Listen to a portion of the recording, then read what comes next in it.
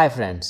हम में से कई लोगों के लिए एक सुकून की ज़िंदगी का मतलब होता है कि एक अच्छी सी कंपनी में एक तगड़ी सैलरी वाली जॉब और एक प्यारी सी फैमिली। इससे ज़्यादा क्या चाहिए, राइट? पर कभी कभी हमारी स्मूथ चल रही लाइफ में एक स्पीड बम्प आकर हमें एक रियलिटी चेक देता है। हमारी आज की मूवी द कंपनी मैन इसी रियलिटी चेक के ऊपर है। तो चलिए ज़रा सा भी टाइम वेस्ट किए बिना शुरू करते हैं।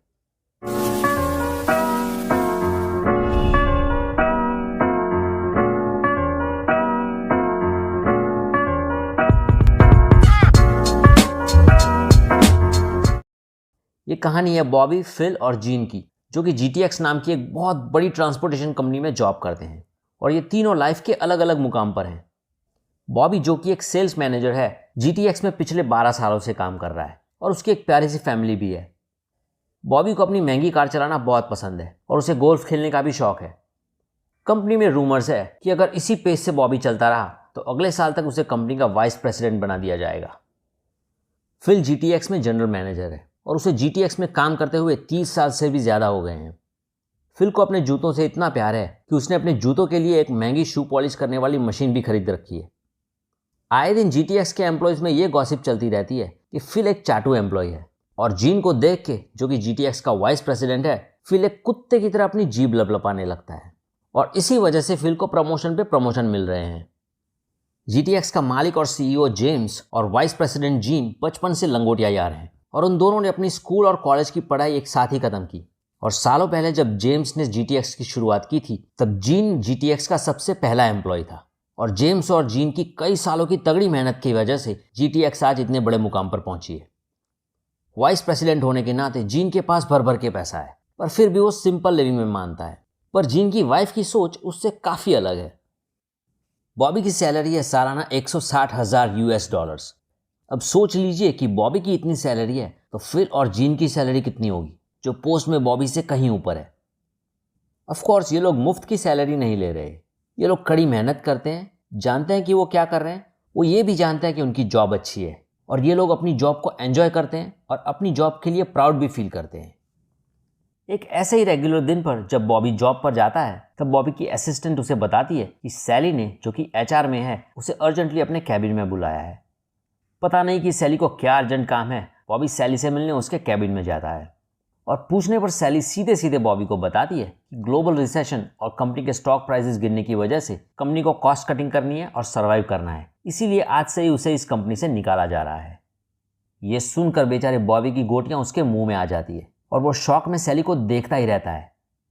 क्योंकि सैली को और कई लोगों को फायर करना है, इसलिए अपना ज़रा भी टाइम वेस्ट ना करते हुए वो बॉबी को बताती है कि GTX से निकालने के बाद अगले 3 महीनों तक बॉबी को पूरी सैलरी मिलेगी और बॉबी को एक जॉब सर्च सेंटर पे 4 महीनों की टेम्पररी ऑफिस स्पेस भी प्रोवाइड करेंगे, जिससे बॉबी को अपनी अगली जॉब ढूंढने में आसानी होगी।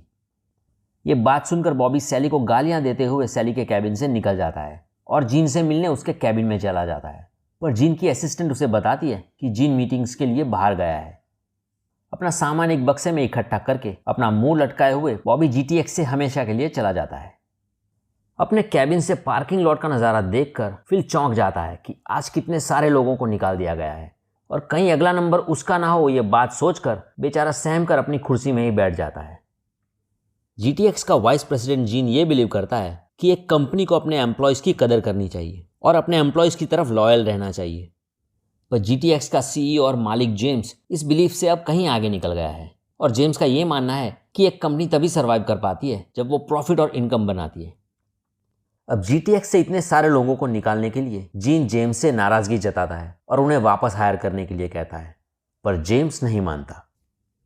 फिल जीन से मिलने आता है और कहता है कि उसके दोनों बच्चे महंगी कॉलेजेस में पढ़ रहे हैं, तो अब अगर 30 साल इस कंपनी में इतनी मेहनत करने के बाद भी अगर उसे निकाल दिया जाएगा तो वो AK-47 लेके इस कंपनी में मौजूद सभी लोगों को मार डालेगा। जीन फिल को यकीन दिलाता है कि उसे फिक्र करने की कोई ज़रूरत नहीं है, क्योंकि उसे कोई भी फायर नहीं करने वाला। जॉब से निकालने के बाद अपने शुरुआती दिनों में बॉबी बड़ा ही ओवर कॉन्फिडेंट रहता है और ये सोचता है कि उसके जितने ओवर क्वालिफाइड और एक्सपीरियंस बंदे को दूसरी जॉब मिल ही जाएगी, तो क्यों ना वो ये टाइम थोड़ा सा एंजॉय कर ले और ख़ास करके अपना टाइम गोल्फ खेलने और अपने फ्रेंड्स के साथ चिल करने में बिताता है। और जॉब सर्च सेंटर, जहाँ पर उसे GTX ने 4 महीनों की टेम्पररी ऑफिस स्पेस प्रोवाइड की है, वहाँ पर जाता ही नहीं, क्योंकि उसे लगता है कि ये जगह लूजर्स के लिए ही है। पर बॉबी की वाइफ रोजी घर का सारा फाइनेंस संभालती है और उसे पता है कि उनके महंगे घर और बॉबी की महंगी कार की ईएमआई में ही बॉबी की ज़्यादातर सैलरी चली जाती है, तो उनके पास अब ज़्यादा टाइम नहीं है और रोज़ ही फुल टाइम जॉब स्टार्ट कर देती है।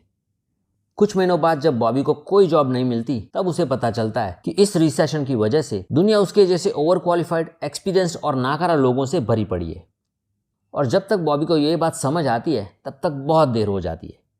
बॉबी को उसकी कार और घर बेच देना पड़ता है और ना चाहते हुए भी बॉबी को अपनी फैमिली को लेकर अपने पेरेंट्स के साथ उनके मकान में रहने चला जाना पड़ता है। अब बॉबी को अपनी ये कॉर्पोरेट वाली अकड़ छोड़नी पड़ती है और वो अपने साले जैक के साथ हाउस कंस्ट्रक्शन में जुड़ जाता है। GTX में बॉबी की सैलरी थी तकरीबन $13,000 और अब जैक के साथ काम करके वो महीने के $5,000 भी मुश्किल से कमा पाता है। और तो और बॉबी को ये भी पता चल जाता है कि घर बनाना एक्चुअली कितनी मेहनत का काम है। पर इस चीज़ से बॉबी को ये फ़ायदा होता है कि अब टाइम मिलने की वजह से वो अपने बच्चों से कनेक्ट कर पाता है।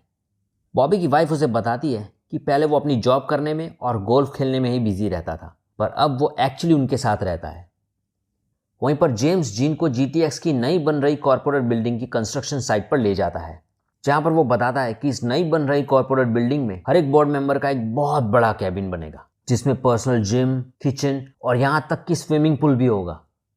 ये देखकर जीन सोचने लगता है कि एक तरफ जेम्स लोगों को कंपनी से निकाल के कॉस्ट कटिंग्स की बातें करता है और दूसरी तरफ वो इतने बड़े और अननेसेसरी खर्चे करके इतनी बड़ी और बेफिजूल की नई कॉर्पोरेट बिल्डिंग बना रहा है।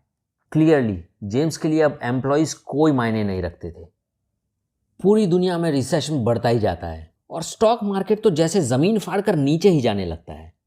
इस डर से कि कहीं GTX के सारे मार्केट शेयर्स कोई एक कंपनी खरीद ना ले, इसलिए GTX के मार्केट शेयर्स को ऊपर रखने के लिए और कई ढेर सारे एम्प्लॉयज़ को GTX से निकाल दिया जाता है। और अब इस बार फिल का भी नंबर लग जाता है। फिल जानता है कि एक ही इंसान है जो उसे GTX से फायर होने से बचा सकता है, और वो है जीन। पार्टी एंजॉय कर रहे जीन को फिल मिलने आता है और बताता है कि सैली ने उसे अभी अभी फायर कर दिया है। जीन को इस बात पर यकीन नहीं आता, क्योंकि उसने सैली को ऑलरेडी बड़ी ही अच्छी तरह से समझा दिया था कि फिल को निकालने की हिम्मत ना करे। जीन तुरंत ही ऑफिस जाता है और सैली से बड़े ही साफ शब्दों में कहता है कि उसे किसी भी कीमत पर फिल को वापस हायर करना होगा। पर सैली उसे एक कागज दिखाकर कहती है कि एक्चुअली जीन को भी GTX से निकाल दिया गया है। बेचारा जीन सोचने लगता है कि वो खुद ही GTX से फायर हो रहा है, तो वो क्या फिल की जॉब बचाएगा। ऑफ कोर्स जीन ये भी जानता है कि ये सब बड़े लोगों को फायर करने का डिसीजन जेम्स ने लिया है। इसमें सैली का कोई कसूर नहीं, क्योंकि वो बस अपना काम कर रही है। जीन को भी GTX से निकाल दिया गया है, ये सुनकर फिल हक्का बक्का रह जाता है। अब उसे किसी भी तरह दूसरी जॉब जल्द से जल्द ढूंढनी ही होगी, क्योंकि उसे अपने दोनों बच्चों को पढ़ाना है और उनके कॉलेज की फीस भी पे करनी है। अब जब बॉबी जैसे यंग लोगों को जॉब नहीं मिल रही, तो 60 साल के बूढ़े फिल की तो बात ही मत पूछो। फिल ने शुरू से GTX में ही काम किया था और वो अब क्या करेगा उसे कुछ पता नहीं। फिल को पता है कि उसका एक्सपीरियंस कोई काम का नहीं है और अपने बाल डाई करने से भी कुछ नहीं होने वाला। मेरे ख्याल से ज़्यादा फिल को एक बंजर गोडाउन में सिक्योरिटी गार्ड की नाइट शिफ्ट की ड्यूटी मिल सकती है, उससे ज़्यादा कुछ नहीं। जब एक इंसान की जॉब चली जाती है ना, तो इस चीज़ का उसके मैरिज पर बहुत ही गहरा असर पड़ता है, चाहे फिर वो मैरिज कितना भी पुराना और कितना भी मजबूत क्यों ना हो। फिल की लाइफ में भी ऐसा ही कुछ होता है। फिल की वाइफ नहीं चाहती कि उनके बच्चों और पड़ोसियों को पता चले कि फिल को जॉब से निकाल दिया गया है। इसीलिए फिल की वाइफ ने फिल को स्ट्रिक्ट वार्निंग दी है कि वो रोज़ सुबह 9 बजे घर से निकल जाए और शाम को 6 बजे के बाद ही वापस आए। फिल की वाइफ ये ज़रा भी नहीं सोचती कि जॉब खोने के बाद फिल क्या महसूस कर रहा है और उसके दिमाग में क्या चल रहा है। और एक दिन डिप्रेशन में फिल सुसाइड कर लेता है। फिल की मौत के बाद जीन गिल्टी महसूस करता है, क्योंकि जीन को लगता है कि फिल की हेल्प करके वो उसे मरने से बचा सकता था। जीन सोचता है कि निकाले गए GTX के एम्प्लॉयज़ की अगर वो ज़रा सी भी मदद नहीं कर सकता, तो उसका इतना सारा पैसा कोई काम का नहीं। जीन एक पुरानी बंद पड़ी फैक्ट्री को रेंट पे लेके ग्लोसेस्टर शिपयार्ड्स नाम की एक छोटी सी शिप बिल्डिंग और रिपेयर कंपनी ओपन करता है, जिसका हर एक एम्प्लॉय GTX का एक्स एम्प्लॉय होता है। और इन सब को बॉबी लीड करता है और यहीं पर मूवी एंड हो जाती है। सो गाइस, ये थी स्टोरी द कंपनी मैन की। रिसेशन हो, कोरोना हो या अपना कोई निजी फ़ायदा, कंपनियां कभी भी अपने एम्प्लॉयज़ को पूरी तरह यूज़ करके उन्हें चबाकर थूक सकती हैं और डकार भी नहीं लेंगी। इसी वजह से कई लोग अपना एक बैकअप प्लान करके रखते हैं, पर सबके लिए अपना ये बैकअप प्लान बनाना पॉसिबल नहीं होता। पर फिर भी हम इतना तो कर ही सकते हैं कि हम इस चीज़ को एक्सेप्ट करके अपने आप को पहले से मेंटली प्रिपेयर कर सकते हैं। तो लगातार 20-30 साल के हार्डवर्क के बावजूद भी अगर ऐसा टाइम आए तो हम फिर से ज़ीरो से स्टार्ट कर सकते हैं, क्योंकि यही है एक रियल आयरन मैन की पहचान। तो चलिए इस वीडियो को यहीं पर एंड करते हैं और मिलते हैं अगले वीडियो में। Take care.